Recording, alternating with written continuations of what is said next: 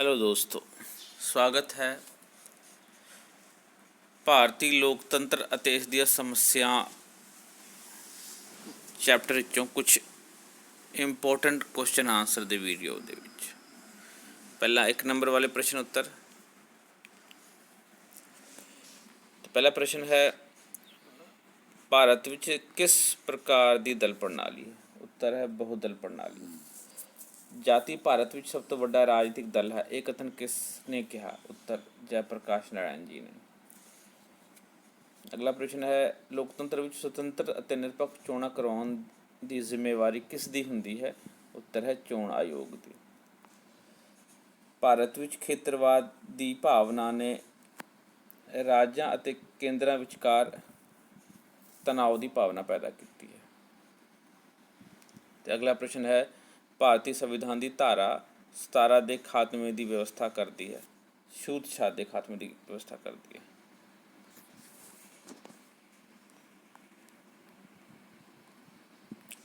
ਅਗਲਾ ਪ੍ਰਸ਼ਨ ਹੈ, ਭਾਰਤ ਵਿੱਚ ਲੋਕਾਂ ਨੂੰ ਮੌਲਿਕ ਅਧਿਕਾਰ ਦਿੱਤੇ ਗਏ ਹਨ, ਇਹ ਸੰਵਿਧਾਨ ਦੇ ਕਿਹੜੇ ਭਾਗ ਵਿੱਚ ਹੈ? ਇਹ ਸੰਵਿਧਾਨ ਦੇ 3 ਭਾਗ ਵਿੱਚ ਹੈ।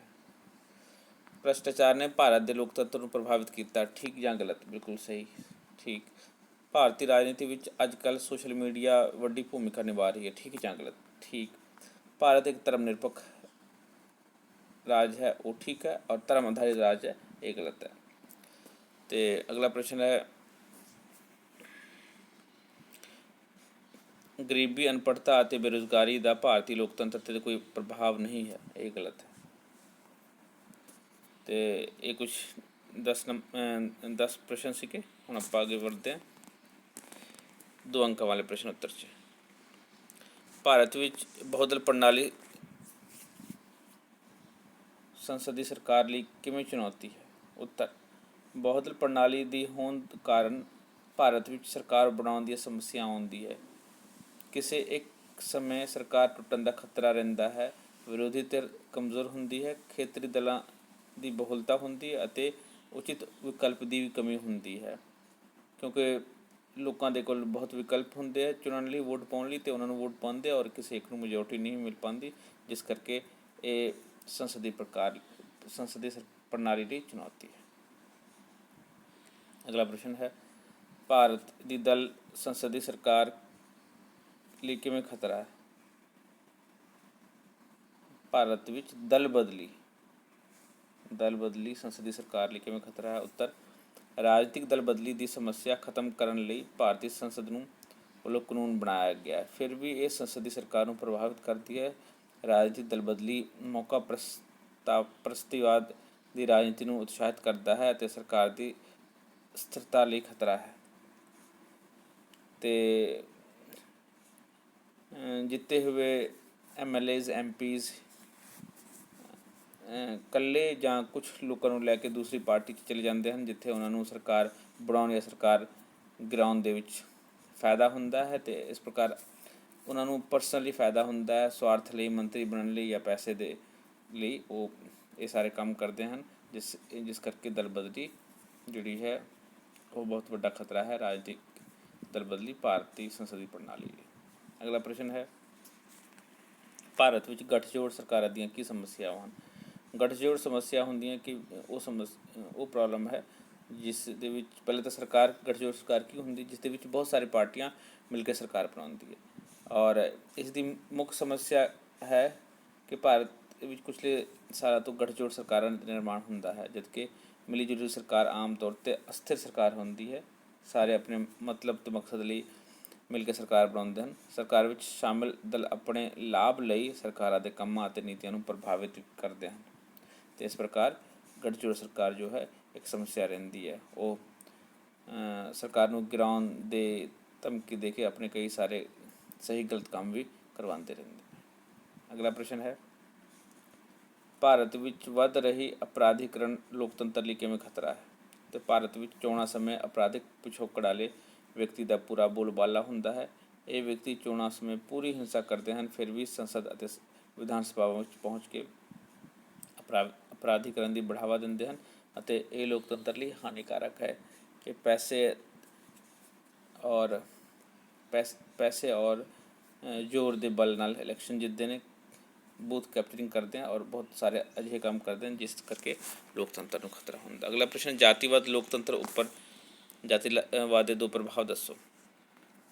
ਸਭ ਤੋਂ ਪਹਿਲਾ ਪ੍ਰਭਾਵ ਹੈ ਪਾਰਟੀ, ਰਾਜਨੀਤਿਕ ਪਾਰਟੀ ਦਾ ਜਾਤੀ ਦੇ ਆਧਾਰ 'ਤੇ ਰਾਜਨੀਤਿਕ ਦਲ। ਦੂਸਰਾ ਹੈ ਜਾਤੀ ਅਤੇ ਮਤਦਾਨ ਵਿਵਹਾਰ, ਜਾਤੀ ਵਾਲੇ ਜਿਹੜੇ ਚੋਣ ਲੜਨ ਵਾਲੇ ਵਿਅਕਤੀ ਨੂੰ ਵੋਟ ਦੇਣਾ, ਇਹ ਦੋ ਬਹੁਤ ਵੱਡੀ ਪ੍ਰੋਬਲਮ ਹੈ।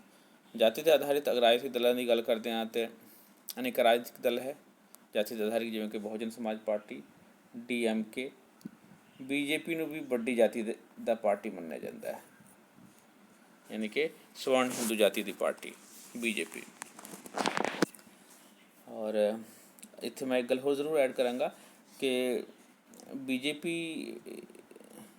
ਅਗਰ ਸਵਰਨ ਜਾਤੀਆਂ ਦੀ ਗੱਲ ਕਰਦੇ ਹਾਂ ਤਾਂ ਤਕਰੀਬਨ 15% ਆਬਾਦੀ ਹੈ। ਜੇ ਬਹੁਜਨ ਸਮਾਜ ਪਾਰਟੀ ਨੋ ਡਾਊਟ SC ਲੋਕਾਂ ਦੀ ਪਾਰਟੀ ਹੈ ਅਤੇ SC ST ਲੋਕਾਂ ਦੀ ਆਬਾਦੀ 31% ਦੇ ਕਰੀਬ ਹੈ। ਅਤੇ ਇਸ ਪ੍ਰਕਾਰ ਕਿਸੇ ਇੱਕ ਪਾਰਟੀ 'ਤੇ ਆਪਾਂ ਨਹੀਂ ਕਹਿ ਸਕਦੇ। ਹਾਂ, ਹਰ ਇੱਕ ਪਾਰਟੀ ਦੇ ਵਿੱਚ BSP ਦੇ ਵਿੱਚ ਦੂਸਰੇ ਪਾਰਟੀ ਦੇ ਲੋਕ ਹੈਗੇ ਔਰ BJP ਦੇ ਵਿੱਚ ਵੀ ਹੈਗੇ, ਪਰ ਇਲਜ਼ਾਮ ਲੱਗਦਾ ਰਹਿੰਦਾ ਹੈ ਇਹਨਾਂ ਪਾਰਟੀਆਂ 'ਤੇ। ਅਗਲਾ ਪ੍ਰਸ਼ਨ ਹੈ, ਵੱਖਵਾਦ ਦੇਸ਼ ਦੀ ਏਕਤਾ ਅਤੇ ਅਖੰਡਤਾ ਲਈ ਕਿਵੇਂ ਖਤਰਾ ਹੈ। ਅਤੇ ਉੱਤਰ ਹੈ, ਭਾਰਤ ਵਿੱਚ ਕੁਝ ਵੱਖਵਾਦੀ ਸੰਗਠਨ ਅੰਦੋਲਨ ਕਰਦੇ ਹਨ ਅਤੇ ਮੰਗ ਕਰਦੇ ਹਨ ਦੇਸ਼ ਤੋਂ ਅਲੱਗ ਹੋਣ ਦੀ, ਅਲੱਗ ਦੇਸ਼ ਬਣਾਉਣ ਦੀ। ਵੱਖਵਾਦੀ ਸੰਗਠਨ ਦੇਸ਼ ਦੀ ਏਕਤਾ ਅਤੇ ਅਖੰਡਤਾ ਲਈ ਖਤਰਾ ਹੁੰਦੇ ਹਨ ਕਿਉਂਕਿ ਉਹ ਦੇਸ਼ ਦੀ ਏਕਤਾ ਅਖੰਡਤਾ ਨੂੰ ਤੋੜਨਾ ਚਾਹੁੰਦੇ ਹਨ ਅਤੇ ਅੰਦੋਲਨ ਕਰਦੇ ਹਨ ਕਿ ਉਹਨਾਂ ਨੂੰ ਵੱਖਰਾ ਰਾਜ ਮਿਲੇ ਅਤੇ ਇਸ ਤਰ੍ਹਾਂ ਦੀ ਸਿਚੁਏਸ਼ਨ ਨੂੰ ਬੜੀ ਸਖਤੀ ਨਾਲ ਨਜਿੱਠਣਾ ਚਾਹੀਦਾ ਹੈ, ਇਸ ਤਰ੍ਹਾਂ ਦੇ ਸੰਗਠਨ ਨਾਲ ਜਿਹੜਾ ਦੇਸ਼ ਨੂੰ ਤੋੜਨਾ ਚਾਹੁੰਦਾ ਹੈ। ਅਗਲਾ ਪ੍ਰਸ਼ਨ ਹੈ, ਰਾਜਨੀਤਿਕ ਹਿੰਸਾ ਕੀ ਹੁੰਦੀ ਹੈ।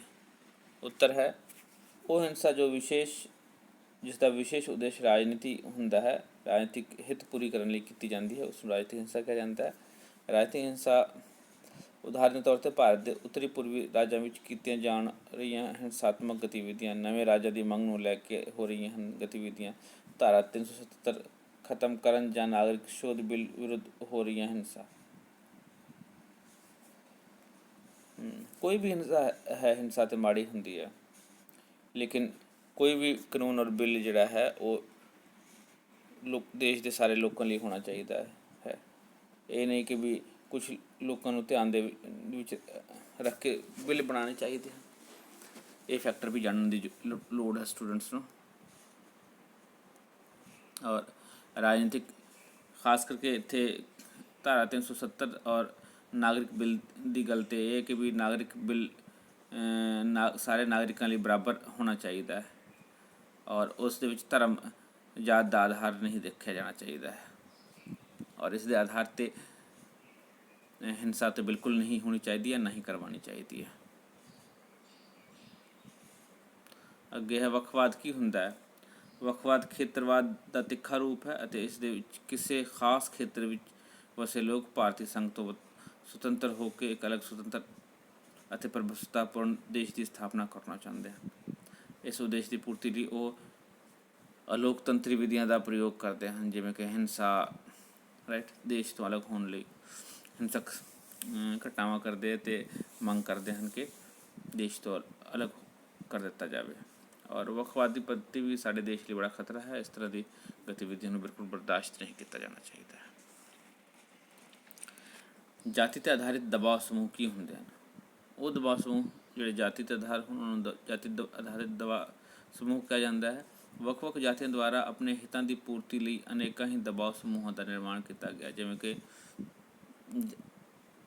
ਜਨਜਾਤੀ ਸੰਹਿਤਾ, ST ਸੰਘ, ਜਾਟ ਸਭਾ, ਰਾਮਗੜੀਆ ਸਭਾ, ਅਖਿਲ ਭਾਰਤੀ ਵਾਲਮੀਕੀ ਸਮਾਜ, ਗੁੱਜਰ ਸਮਾਜ, ਰਾਜਪੂਤ ਸਭਾ, ਬ੍ਰਾਹਮਣ ਸਭਾ, ਬ੍ਰਾਹਮਣ ਸਮਾਜ। ਅਤੇ ਹੁਣ ਤਾਂ ਬ੍ਰਾਹਮਣਾਂ ਨੂੰ ਵੀ ਇੱਥੇ ਰਿਪਰੈਜ਼ੈਂਟੇਸ਼ਨ ਦੇਣ ਦੀ ਅਲੱਗ-ਅਲੱਗ ਮੰਗ ਚੱਲਦੀ ਹੈ, ਰਾਜਪੂਤਾਂ ਨੂੰ ਰਿਪਰੈਜ਼ੈਂਟੇਸ਼ਨ ਦੇਣ ਦੀ ਅਲੱਗ-ਅਲੱਗ ਮੰਗ ਚੱਲਦੀ ਹੈ, ਉਹਨਾਂ ਦੇ ਰਿਜ਼ਰਵੇਸ਼ਨ ਦੀ ਮੰਗ ਚੱਲਦੀ ਹੈ ਅਤੇ ਇਹਨਾਂ ਦੀ ਆਪਣੀ ਸਭਾਵਾਂ ਹੈ, ਉਹਨਾਂ ਨੂੰ ਵੀ ਆਪਾਂ ਨੂੰ ਇੱਥੇ ਲਿਖਣਾ ਚਾਹੀਦਾ ਹੈ। ਅੱਗੇ ਹੈ, ਲੋਕ ਲੁਭਾਵਨੇ ਵਾਅਦੇ ਦੀ ਰਾਜਨੀਤੀ ਕੀ ਹੁੰਦੀ ਹੈ। ਉੱਤਰ ਹੈ, ਅੱਜ ਕੱਲ੍ਹ ਚੋਣਾਂ ਸਮੇਂ ਹਰ ਰਾਜਨੀਤਿਕ ਦਲ ਲੋਕਾਂ ਨਾਲ ਬਹੁਤ ਵੱਡੇ ਵਾਅਦੇ ਕਰਦੇ ਹਨ ਅਤੇ ਉਹ ਜਿੱਤ ਜਾਂਦੇ ਹਨ ਤਾਂ ਇਹਨਾਂ ਨੂੰ ਪੂਰਾ ਕਰਨ ਲਈ ਅੰਨ੍ਹੇਵਾਹ ਪੈਸਾ ਖਰਚ ਕਰਦੇ ਹਨ ਤੇ ਕਈ ਵਾਰੀ ਉਹ ਇਹ ਵਾਅਦੇ ਪੂਰਾ ਵੀ ਨਹੀਂ ਕਰ ਪਾਉਂਦੇ ਹਨ। ਇਸ ਕਰਕੇ ਲੋਕਾਂ ਦਾ ਵਿਸ਼ਵਾਸ ਲੋਕਤੰਤਰ 'ਤੇ ਉੱਠ ਜਾਂਦਾ ਹੈ ਔਰ ਇਹ ਗਲਤ ਹੈ। ਸਾਡੇ ਵੀ ਪਿਛਲੇ ਇਲੈਕਸ਼ਨ 'ਚ ਬੜੇ ਲੋਕ ਲੁਭਾਨ ਇਹ ਵਾਅਦੇ ਹੋਏ ਸੀਗੇ 2014 'ਚ, 2019 'ਚ ਵੀ, ਅਤੇ ਸੱਟਾ ਕੀ ਨਿਕਲਿਆ? ਜ਼ੀਰੋ। ਅਤੇ ਇਸ ਪ੍ਰਕਾਰ ਦੇ ਵਾਅਦੇ ਗਲਤ ਵਾਅਦੇ ਨਹੀਂ ਹੋਣੇ ਚਾਹੀਦੇ। ਸਾਡੇ ਲੋਕਤੰਤਰ ਨੂੰ ਖਤਰਾ ਹੈ ਕਿਉਂਕਿ ਲੋਕਾਂ ਦਾ ਵਿਸ਼ਵਾਸ ਫਿਰ ਲੋਕਤੰਤਰ ਤੋਂ ਉੱਠਦਾ ਜਾਵੇਗਾ। 4 ਨੰਬਰ ਵਾਲੇ ਪ੍ਰਸ਼ਨ, ਸਮਾਜਿਕ ਅਸਮਾਨਤਾ ਦੇ ਲੋਕਤੰਤਰ 'ਤੇ ਕੀ ਪ੍ਰਭਾਵ? ਸਭ ਤੋਂ ਪਹਿਲੇ ਸਮਾਜਿਕ ਅਸਮਾਨਤਾ ਕਰਕੇ ਵਰਗੀ ਹਿੱਤਾਂ ਦਾ ਵਿਕਾਸ ਹੁੰਦਾ ਹੈ। ਸਮਾਜਿਕ ਅਸਮਾਨਤਾ ਦੇ ਨਤੀਜੇ ਵਜੋਂ ਸਮਾਜ ਦੇ ਵੱਖ-ਵੱਖ ਉੱਚ ਅਤੇ ਨੀਵੇਂ ਵਰਗ ਦੇ ਲੋਕ ਵੰਡੇ ਜਾਂਦੇ ਹਨ ਅਤੇ ਵਰਗ ਹਿੱਤਾਂ ਲਈ ਲੜਦੇ ਹਨ ਅਤੇ ਉਹ ਆਪਣੇ ਵਰਗ ਦੇ ਹਿੱਤਾਂ ਨੂੰ ਰਾਸ਼ਟਰੀ ਹਿੱਤਾਂ ਤੋਂ ਉੱਪਰ ਰੱਖਦੇ ਹਨ। ਦੂਸਰਾ, ਹਿੰਸਾ ਵਿੱਚ ਵਾਧਾ। ਸਮਾਜਿਕ ਅਸਮਾਨਤਾ ਨਾਲ ਇਹਨਾਂ ਵਰਗਾਂ ਵਿੱਚ ਹਿੰਸਾ ਦਾ ਵਾਧਾ ਹੁੰਦਾ ਅਤੇ ਹਿੰਸਾ ਅਤੇ ਲੋਕਤੰਤਰ ਪਰਸਪਰ ਵਿਰੋਧੀ ਹਨ ਅਤੇ ਇਸ ਨਤੀਜੇ ਵਜੋਂ ਲੋਕਤੰਤਰ ਕਮਜ਼ੋਰ ਹੁੰਦਾ ਹੈ। ਅਗਲਾ ਪ੍ਰਸ਼ਨ, ਲੋਕਤੰਤਰ ਵਿੱਚ ਅਵਿਸ਼ਵਾਸ। ਵਰਗ ਸੰਘਰਸ਼ ਕਾਰਨ ਹੌਲੀ ਹੌਲੀ ਪਿਛੜੇ ਅਤੇ ਨੀਵੇਂ ਵਰਗ ਦਾ ਲੋਕਤੰਤਰ ਵਿੱਚੋਂ ਵਿਸ਼ਵਾਸ ਉੱਠਣਾ ਸ਼ੁਰੂ ਹੋ ਜਾਂਦਾ ਹੈ।